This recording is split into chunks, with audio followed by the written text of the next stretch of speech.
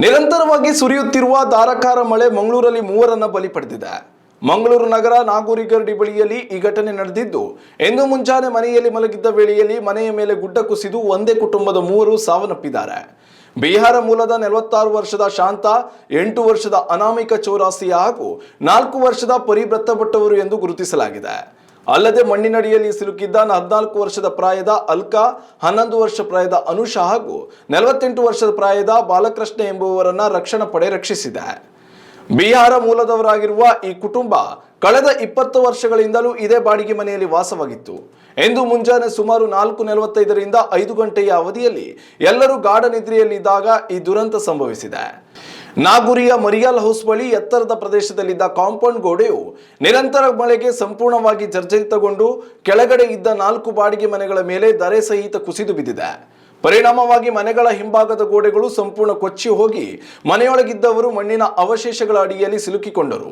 ಮಂಗಳೂರು ನಗರ police commissioner Sudhir Kumar Reddy CH, ಅಗ್ನಿಶಾಮಕ ದಳ, NDRF ಹಾಗೂ SDRF ಸಿಬ್ಬಂದಿ ಸ್ಥಳಕ್ಕೆ ಧಾವಿಸಿ ಸ್ಥಳೀಯರ ನೆರವಿನೊಂದಿಗೆ ಕಾರ್ಯಾಚರಣೆಯನ್ನ ನಡೆಸಿದ್ದಾರೆ.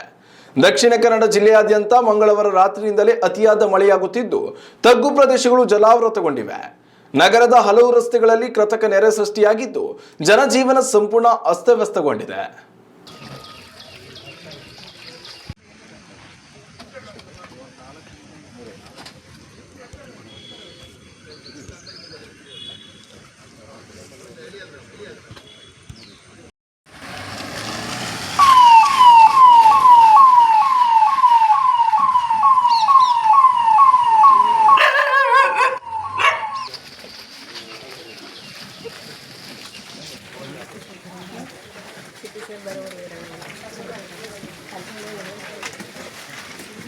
ಉತ್ತಮ ಸಂಸ್ಕಾರಯುತ ಶಿಕ್ಷಣದೊಂದಿಗೆ VSS English medium CBSE school Udupi Muddur.